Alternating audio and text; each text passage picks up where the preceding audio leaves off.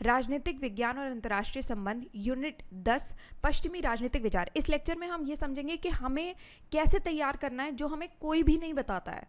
तो मार्केट में जो फलानी किताब मिल रही है ये लगा लो, या फिर ये नोट्स मिल रहे हैं ये लगा लो, ये सब चीज़ें लोग बताते हैं, पर ये कोई नहीं बताता कि आपको अगर एग्ज़ाम निकालना है तो उसमें सिर्फ 3 चीज़ों की ज़रूरत है। पहला है आपका सिलेबस, जिससे आपको टॉपिक समझ में आ जाएगा कि हमें तैयार क्या करना है। दूसरा है आपका प्रीवियस ईयर क्वेश्चन, मतलब कि आप पिछले 40 से 45 साल के पूछे गए यूपीएससी के प्रश्न उठा लो। ये फ्री बुकलेट synopsisis.com वेबसाइट पे जाओगे, वहाँ से भी डाउनलोड कर लेना, मिल जाएगी। इससे आपको समझ में आएगा कि प्लेटो में से क्या पूछ लेगा या अरस्तु में से क्या पूछ लेगा। तो उससे हमें, सिंस यूपीएससी भी बार बार वही क्वेश्चंस पूछता रहता है, वही exact same word to word question भी आ जाते हैं, तो इसलिए आपको प्रश्नों का थोड़ा सा अनुमान भी हो जाएगा कि किस तरीके के प्रश्न यूपीएससी पूछे, क्योंकि 40 से 45 साल का टाइम इतना लंबा टाइम होता है, उसमें कोई टॉपिक या कोई भी ऐसा सब टॉपिक भी नहीं रह जाता, सब कुछ कवर हो जाता है। फिर भी अगर इक्का दुक्का कोई टॉपिक रह जाता है तो उसके लिए हमें चाहिए कुछ अच्छी किताबें, वो भी मैंने इस लेक्चर में बताई है कि कौन सी किताबें हैं। अब मैं आपको एक एग्जाम्पल देती हूँ। इसमें ये प्लेटो के पूछे गए प्रश्न है, इसमें आप 2007 का प्रश्न देखो, यहाँ से ही शुरू करो इनफैक्ट। तो ये प्रश्न आप देखोगे कि प्लेटो के साम्यवाद पे बेसिकली यहाँ पर प्रश्न पूछा हुआ है, नेटलशिप के ऊपर पूछा हुआ है, बट 2007 का ये प्रश्न है। अब ये आप 2003 का आप प्रश्न देखो, इसमें भी प्लेटो के साम्यवाद पर प्रश्न पूछा हुआ है। ऐसे ही आप 2006 और 2005 का प्रश्न पढ़ो कि state is individual writ large, ये पूछा था। तो ये दोनों सेम ही क्वेश्चंस पूछ लिए। इससे हमें क्या समझ में आता है कि यूपीएससी सेम तरीके के क्वेश्चंस रिपीट कर रहा है। तो आप जहाँ से भी आपने कोचिंग ज्वाइन की है, सबसे पहली चीज़ तो आपको यही देखनी है कि क्या आपके नोट्स में ये प्रश्न कवर हो रहे हैं या नहीं हो रहे। अगर आपके नोट्स में ये प्रश्न हैं ही नहीं तो फिर उनको फाड़ के फेंक दो, उन नोट्स का कोई फ़ायदा नहीं है, पैसे तो आप वेस्ट कर ही चुके हो, टाइम भी ख़राब करोगे या टाइम भी ख़राब करोगे। तो आज समझो चाहे कल समझो, चाहे 1 साल बाद 2 साल बाद, जब भी समझ में आता है तब समझना। पर अगर आपको मेंस क्लियर करना है उसके लिए आपको पिछले 40 से 45 साल के प्रश्न तो लगाने ही पड़ेंगे, क्योंकि यहाँ से आपको सीधा सीधा प्रश्नों का अनुमान हो जाएगा। ये वेबसाइट है, यहाँ पर आप जाओगे कोर्सेज़ में, तो ऑप्शनल कोर्सेज़ में आपको कोर्स का लिंक मिल जाएगा। फ्री रिसोर्सेज में अगर आपको पिछले 40 से 45 साल के जो topic wise previous year question की बुकलेट चाहिए, वो फ्री बुकलेट है यहाँ पर अवेलेबल, वहाँ से आप डाउनलोड कर लेना। और किसी को अगर पीएसआर ऑप्शनल कोर्स में इंटरेस्ट है तो आप यहाँ से डिटेल देख सकते हो। एक चीज़ और आपको लगानी ही पड़ेगी, चाहे आप कहीं से भी कोई भी बुकलेट ले लेना, बट जो पीएसआर ऑप्शन प्रिपेयर कर रहे हैं करंट अफेयर ज़रूर प्रिपेयर करके जाना, क्योंकि करंट अफेयर्स में से काफ़ी क्वेश्चंस बनते हैं। इनफैक्ट जो भी आप यूनिट भी पढ़ोगे उसके अंदर भी, हर एक यूनिट के अंदर करंट अफेयर्स के कुछ टॉपिक्स आपको लगाने ज़रूर पड़ेंगे कि उसी टॉपिक के हिसाब से कौन सा करंट अफेयर्स का टॉपिक आज की डेट में चल रहा है, तो वो आपको अब यहाँ पर ये स्ट्रक्चर दिया हुआ है, इस स्ट्रक्चर के हिसाब से ना आपको ये समझ में आ जाएगा, जो लोग खुद से तैयारी कर रहे हैं उनके लिए है ये स्ट्रक्चर, कि आप खुद से आपको कौन कौन से टॉपिक्स प्रिपेयर करने हैं। जैसे कि वेस्टर्न पॉलिटिकल थॉट है, ठीक है, कि पश्चिमी राजनीतिक विचार के अगर आप पढ़ोगे या तैयार करोगे तो उसमें आपको उसका परिचय देना है, आपको बताना है उसके ऐतिहासिक विकास और प्रमुख विचारक बताने हैं, पश्चिमी राजनीतिक विचारकों का विकास बताओगे, मुख्य अवधारणाएं बताओगे, विषय वस्तु बताओगे, प्रभाव क्या है इसका, समकालीन प्रासंगिकता बताओगे, आलोचना और वाद विवाद, और समाप्ति कर दोगे। तो ये क्या है ना, बेसिकली ये जो स्ट्रक्चर बना हुआ है, ये बेसिकली जितने भी आपके पिछले पूछे गए प्रश्न हैं वो कवर करके ये सारे आपके प्रश्न इसमें कवर हो जाएंगे। आपके सिलेबस का टॉपिक है ये यहाँ पर आपका पूरा कवर हो जाएगा। फिर तीसरी चीज़ जो बचती है किताबें, तो किताबें रेफ़र करके जो टॉपिक्स बच जाते हैं, जो ना ही पिछले 40 सालों में यूपीएससी ने पूछे हैं या फिर ना ही आपके सिलेबस में है, वो टॉपिक्स भी हमने यहाँ पर कवर कराए हैं। जैसे कि यहाँ पर ग्राम्सी, हैना अरेंट ज़रूर है, हेगल और लेनिन नहीं है यहाँ पर हेगल में से भी यूपीएससी ने काफ़ी सारे प्रश्न पहले भी पूछे हैं और लेनिन में से भी पूछे हैं, ठीक है। और ये दोनों ही टॉपिक्स आपके सिलेबस का पार्ट नहीं है, पर अगर आप पिछले पूछे गए प्रश्नों की एक किताब उठा के देख लेते हो तो आपको ये समझ में आएगा कि हेगल और लेनिन में से भी यूपीएससी प्रश्न पूछ रहा है। यहाँ से आप देखो तो ये हेगल में से ये प्रश्न पूछे गए हैं 2004 में, 2000 में, 1996 में और 1999। लेनिन में से भी 2 बार प्रश्न पूछे हैं, 1998 और 1991 में। जबकि ग्रामसी और हैना अरेंट में से कोई भी प्रश्न यूपीएससी ने नहीं पूछा है, पर फिर भी हमें तैयार तो करना ही है क्योंकि हमारे सिलेबस का पार्ट है। अब कैसे तैयार करना है वो हमने किताबें रेफ़र करके ये पता लगाया, क्योंकि पहले के कोई प्रश्न तो यूपीएससी ने पूछा नहीं है, तो उससे आप ये पता ही नहीं लगा सकते कि टॉपिक इसके अंदर कौन से प्रिपेयर करने हैं।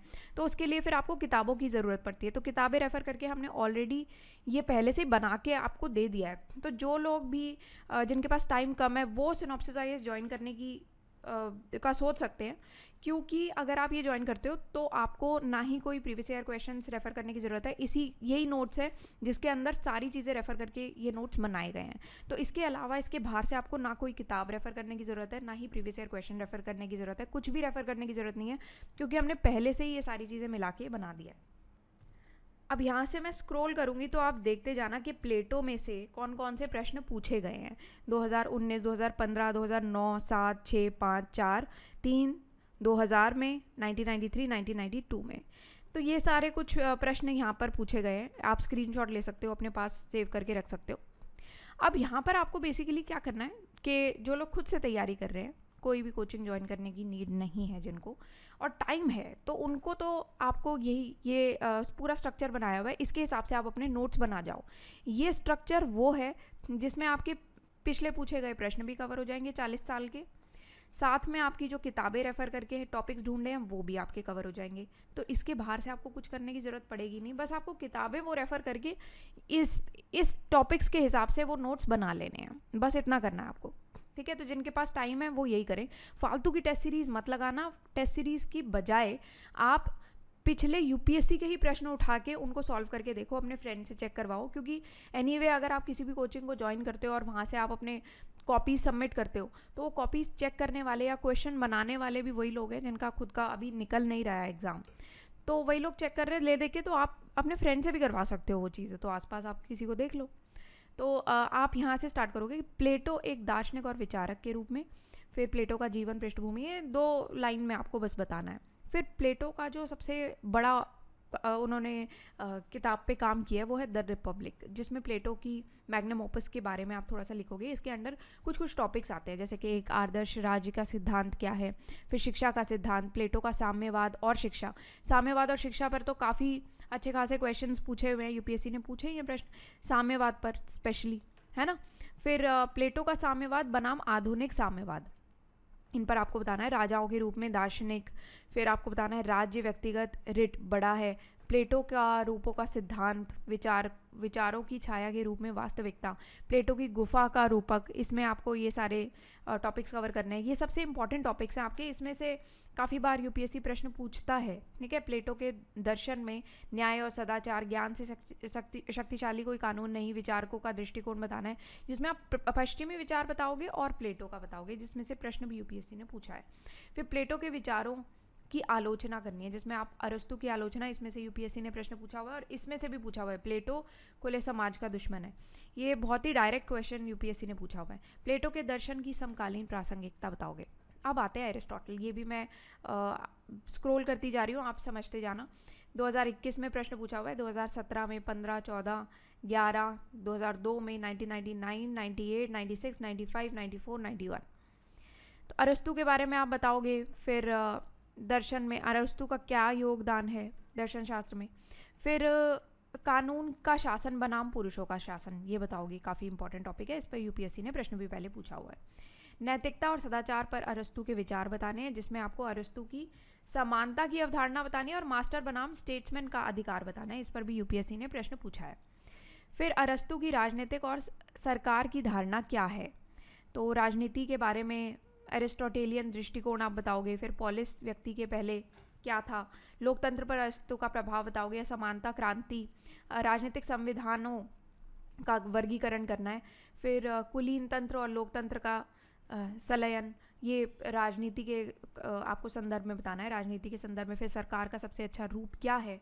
फिर क्रांतिकारी और राजनीतिक लक्ष्य, ये बताओगे आप। फिर अरस्तु का ज्ञान और तत्वमीमांसा का सिद्धांत। फिर अरस्तु के विचार की प्राकृतिक दासता, पश्चिमी विचार पर अरस्तु का क्या प्रभाव है। फिर आधुनिक शिक्षा के बारे में अरस्तु के विचारकों की आसपास की आलोचना या विवाद वगैरह बताओगे आप। ठीक है, फिर अरस्तु के दर्शन की प्रासंगिकता आज के टाइम पर क्या है वो आप बताओगे, और फाइनली इसका आप कंक्लूड कर दोगे। फिर मैकियावेली आ जाते हैं, जो कि अगेन बहुत ही इंपॉर्टेंट टॉपिक है। ये भी मैं स्क्रॉल कर रही हूँ, आप देखते जाना। प्रश्न स्क्रीनशॉट लेके रख लो या पॉज करके एक बार देख लो। 2020 में 18, 14, 12, 7, 3, 2000 और 1998। तो इससे आपको ये समझ में आता है कि कितनी बार इनमें से प्रश्न पूछे जा रहे हैं यही टॉपिक में से। और मैकियावेली के ऊपर जो सबसे इंपॉर्टेंट टॉपिक्स है ना, वो यही है। धर्मनिरपेक्षता वाला एक टॉपिक बनता है, और आपका धर्म और राजनीति पर एक टॉपिक बनता है, जो कि काफ़ी इंपॉर्टेंट टॉपिक है। बाकी सारे भी हैं। तो यहाँ पर आपको अर्थशास्त्र ट्रेडिशन और रियलिस्ट ट्रेडिशन, जो कि मैकियावेली का है, इस पे आपको एक कंपैरिजन बताना है, पैरेलल ड्रॉ करने हैं। अर्थशास्त्र परंपरा मैकियावेली द्वारा प्रस्तुत यथार्थवादी परंपरा। तो ये क्या है कि हमने कौटिल्य का भी किया था ना कंपैरिजन मैकियावेली के साथ, तो यहाँ पर भी आपको अर्थशास्त्र का कंपैरिजन करना है। तो यहाँ से आप देख लो, ये मैकियावेली का परिचय दोगे, ऐतिहासिक संदर्भ बताओगे, मैकियावेली के प्रमुख विचार कार्य बताओगे, फिर उनकी धर्मनिरपेक्षता, धर्म और राजनीति, मानव मामलों में उनके क्या दृष्टिकोण है, अर्थशास्त्र और मैकियावेलियन यथार्थवाद का आप यहाँ पर पैरेलल करना है ना। फिर मैकियावेली के राजनीतिक चिंतन का महत्व क्या है, मैकियावेली के सिद्धांत की संकीर्ण दायरा बताना है आपको। फिर मैकियावेली की शक्ति, नैतिकता, राजनीतिक रणनीति, फिर आधुनिक राजनीतिक चिंतन पर मैकियावेली का प्रभाव क्या रहा है, आलोचनाएं, विवाद बतानी है, प्रासंगिकता समाप्ति कर देनी है। अब आता है हॉब्स। हॉब्स के भी अभी बहुत ही लेटेस्ट रीसेंट प्रश्न पूछा था यूपीएससी ने, युद्ध की स्थिति के रूप में प्रकृति की स्थिति बतानी है। तो ये 2000 अगर आप 16 का प्रश्न देखोगे तो उसी पर ही ले दे के यहाँ पर प्रश्न पूछा गया है हॉब्स पे। तो आपको ये समझ में आता है, यही टॉपिक्स आपको करके जाने हैं। सेम लाइन बाय लाइन वो तो नहीं है, पर टॉपिक वही है। इसलिए अगर आप पढ़ के जाओगे पिछले 40-45 साल के प्रश्न, तो वहीं से ले दे के आपके प्रश्न पूछ लेगा ये। तो 2023 में पूछा था, 16 में पूछा था, 17, 13, 11, 4, 2022 में भी पूछा गया था। ठीक है, ऐसे 1999, 98, 95। अब इसमें परिचय दोगे उसके विचार हॉब्स की, ये तो सब जगह सेम ही है। अब एक चीज़ है कि यहाँ पर राजनीतिक सिद्धांत में दायित्व, इस पर यूपीएससी ने प्रश्न भी पूछा हुआ है, इंपॉर्टेंट टॉपिक है। फिर हॉब्स की राजनीतिक दायित्व की धारणा आपको बताना है, इस पर यूपीएससी प्रश्न पूछता है राजनीतिक दायित्व पर। फिर प्रकृति की स्थिति में मानव व्यवहार क्या है, बल और अनुबंधों की भूमिका बतानी है, अनुबंध और शक्ति बताने हैं आपको। फिर हॉब्स की व्यक्तिवाद और निरपेक्षता, फिर हॉब्सियन व्यक्तिवाद क्या है, व्यक्तिवादी निरपेक्षता क्या है, स्वतंत्रता और बाहरी बाधाओं में आपको चीज़ें यहाँ पर एक्सप्लेन करनी है। संप्रभुता में हॉब्स का योगदान क्या है, राजनीतिक विचार बताने हैं, आलोचना विवाद करके प्रासंगिकता और समाप्ति। अब है मार्क्स। मार्क्स में 2021 में प्रश्न पूछा गया था, फिर उसके बाद 2020, 2016, 12, इस तरीके से आप देख लो, 10, 9, 1999, 97, 92। परिचय देना है, ऐतिहासिक संदर्भ वगैरह, ये सारा तो सेम ही है। अब आप बताओगे यहाँ पर जो मार्क्स के प्रमुख विचार और कार्य हैं, इसमें कम्युनिटेरियन मैनिफेस्टो के बारे में, दास कैपिटल, जर्मन विचारधारा, इस पर यूपीएससी ने प्रश्न तो नहीं पूछा है पर इम्पॉर्टेंट है। फिर मार्क्स की अलगाव और मानव सार की अवधारणा बतानी है, पूंजीवाद में अलगाव है। वर्ग और वर्ग संघर्ष पर मार्क्सवादी सिद्धांत बताने, कार्ल मार्क्स का वर्ग अवधारणा बताओगे यहाँ पर, और आर्थिक आदमी के बारे में मार्क्स का दृष्टिकोण क्या रहा है ये बताओगे। फिर मार्क्स के राजनीतिक चिंतन में आप बताओगे उसके संदर्भ में कि राज्य की सापेक्ष स्वायत्तता क्या है और मार्क्स का वाद्य राज्य क्या है। फिर बताओगे कि अलगाव और अलगाव को समाप्त करने के लिए मार्क्स का नुस्खा क्या है, मार्क्स का नुस्खा अलगाव समाप्त के ऊपर आप यहाँ पर एक्सप्लेन कर दोगे। विचारों का संश्लेषण करना है, उनका प्रभाव क्या पड़ा, और मार्क्स के संश्लेषण पर लेनिन ने क्या कहा था, इस पर यूपीएससी ने प्रश्न पूछा हुआ है, इसलिए आप इसको थोड़ा सा डिटेल में एक्सप्लेन कर दोगे। मार्क्स से के दर्शन में सामाजिक अस्तित्व और चेतना बतानी है, राजनीतिक विचार पर मार्क्स का प्रभाव बताना है, आलोचना विवाद प्रासंगिकता समाप्ति कर देनी है। फिर हेगल पे मैंने आपको प्रश्न दिखाए थे कि क्या क्या प्रश्न पूछे हुए हैं। अब हम यहाँ पर देखते हैं कि इसका परिचय दोगे, हेगल के प्रमुख विचार कार्य बताओगे, हेगल का द्वंद्वात्मक आदर्शवाद का सिद्धांत बताओगे, द्वंद्वात्मक आदर्शवाद दुनिया में विरोधाभास क्या है, इतिहास वैचारिक वगैरह बताओगे। अब हेगल का अधिकार और राज्य का दर्शन, इसमें आप बताओगे कि स्टेट एज डिवाइन मार्च का बताओगे। फिर कानून, नैतिकता, नैतिक जीवन की भूमिका क्या है। अब जो मैं आपको ये बता रही हूँ ये ज़रूर आप ध्यान से पढ़ना, क्योंकि इसमें से यूपीएससी ने प्रश्न पूछे हैं। हेगल के राजनीतिक विचार में स्वतंत्रता और व्यक्ति, इसमें से प्रश्न पूछे भी जा सकते हैं, इंपॉर्टेंट है, ज़रूरी है, ये कर जाना आप। नागरिक समाज और नैतिक जीवन पर हेगल के विचार बताने हैं। फिर राजनीतिक विचार पर प्रभाव क्या पड़ा, आलोचना विवाद प्रासंगिकता समाप्ति कर देनी है। तो ये हेगल के ऊपर ले देखिए टॉपिक्स रहे हैं लेनिन। अब लेनिन के ऊपर 2 प्रश्न पूछे हैं जो दिखाए मैंने आपको, ठीक है। तो इसमें आप लोकतांत्रिक केंद्रीयवाद काफ़ी इंपॉर्टेंट टॉपिक बनता है और स्टेलिन का टॉपिक इंपॉर्टेंट बनता है, तो ज़रूर कर जाना ये। परिचय दोगे वही सारी चीज़ें आएंगी। इसमें लेनिन का साम्राज्यवाद का सिद्धांत ज़रूर बताना, मोहरा पार्टी, ठीक है। तो ये जो वैनगार्ड पार्टी और डेमोक्रेटिक सेंट्रलिज्म है उसका आपको बताना है। लेनिन का लोकतांत्रिक केंद्रीयवाद आपको यहाँ पर बताना है। फिर क्रांति में सर्वहारा वर्ग की भूमिका बतानी है, वर्ग संघर्ष पर लेनिन के विचार बताने हैं, लेनिन की राज्य की अवधारणा बतानी है। राजनीतिक विचार पर लेनिन का क्या प्रभाव पड़ा, साम्राज्यवाद युग में लेनिनवाद बताओगे। फिर वही आलोचनाएं करके उसकी प्रासंगिकता बता के उसका समाप्ति कर देनी है। जेएस मिल पर ये सारे प्रश्न पूछे हैं 2018 में, 2014 में, 1999 में। पर जेएस मिल पर और भी प्रश्न पूछे हैं, पर वो थ्योरी ऑफ स्टेट के संदर्भ में पूछे थे और थ्योरी ऑफ स्टेट यूनिट 2 का पार्ट है, तो उसमें हमने जेएस मिल का स्टेट के टॉपिक पर वहाँ पर जेएस मिल का टॉपिक कवर किया है। यहाँ पर J S mill as a thinker का टॉपिक है, ठीक है ना। तो यहाँ पर इसी वजह से हम यहाँ पर पढ़ रहे हैं इसको, ठीक है। अनुच्छेद लोकतंत्रवादी है तो ये आपको बताना है, ठीक है। अनिच्छुक लोकतंत्रवादी हैं जेएस मिल, ये बताना है। फिर चर्चा की सभी चुप्पी अचूकता की धारणा है, ये बताना है आपको। तो ये यहाँ पर जेएस मिल से ले दे के कुछ प्रश्न पूछे हैं, जिसमें आपका इंपॉर्टेंट पार्ट ये रहेगा कि जो हार्म प्रिंसिपल है जेएस मिल का वो आपको यहाँ पर करना है और व्यक्तिगत स्वतंत्रता पर बताना है आपको यहाँ पर, जिसमें आप चर्चा की स्वतंत्रता का सिद्धांत बताओगे। इस पर यूपीएससी प्रश्न पूछ भी सकता है दोबारा। फिर मिल की अनुच्छेद डेमोक्रेट बताओगे, ठीक है। फिर आप वही बताओगे समानता, लैंगिक समानता और नारीवाद पर बहुत सारे प्रश्न यूपीएससी पूछता ही है, तो आप ये ज़रूर करके जाना है, इंपॉर्टेंट टॉपिक रहता है। हर टॉपिक में एक नारीवाद का टॉपिक ज़रूर आपको करके जाना है। फिर उसके बाद आपको बताना है कि अभाव वक्तव्य की आलोचना करनी है, जिसमें आपको स्वतंत्रता और सामाजिक न्याय को संतुलन करने के संदर्भ में बताना पड़ेगा। फिर वही ले दे के वही सारी जो चीज़ें हम पढ़ रहे हैं वो आपको यहाँ पर कवर करनी है। फिर आता है लॉक में 2013 में 2012 में प्रश्न पूछा गया था, ठीक है। लास्लेट के कंटेक्स्ट में पूछा गया था कि लास्लेट के इस कथन पर टिप्पणी करनी है कि हॉब्स नहीं बल्कि फिल्मर लॉक के मुख्य विरोधी थे। और दूसरा प्रश्न पूछा था कि लॉक पूर्णतः एक व्यक्तिवादी हैं, ये आपको कथन बताना है। तो यहाँ पर आप ले देंगे वही सारे जो हम बार बार टॉपिक्स पढ़ रहे हैं वो तो हम पढ़ेंगे ही, साथ में लॉक का प्राकृतिक अधिकार और सामाजिक अनुबंध का सिद्धांत क्या है ये बताना है। प्रकृति और नागरिक समाज की स्थिति बतानी है। शक्तियों और सीमित सरकार का पृथक्करण आपको करना है यहाँ पर। फिर यहाँ पर आप बताओगे कि संपत्ति और व्यक्तिवाद पर लॉक के क्या विचार है, जिसके अंडर आपको ये टॉपिक बताना है। लॉक का व्यक्तिवाद विश्लेषण करना है इसका। फिर लॉक के दर्शन में धार्मिक झुकाव क्या है। फिर उदारवाद बताना है। लॉक की प्रतिपक्षी फिल्मर या हॉब्स, इस पर यूपीएससी ने प्रश्न पूछा, इसको थोड़ा सा डिटेल में हम बताएंगे। फिर वही सारी चीज़ें आगे आलोचनाएं, प्रासंगिकता, समाप्ति कर दोगे। फिर आता है आपका ग्रामसी पर आप बताओगे इसका कोई प्रश्न तो पूछा नहीं है, तो ये सारी चीज़ें मैं यहाँ से स्क्रॉल कर रही हूँ, ये आप अपने आप देख जाना कि ये सारे टॉपिक्स आपको यहाँ पर कवर करने हैं। इसमें से कोई प्रश्न नहीं पूछा है।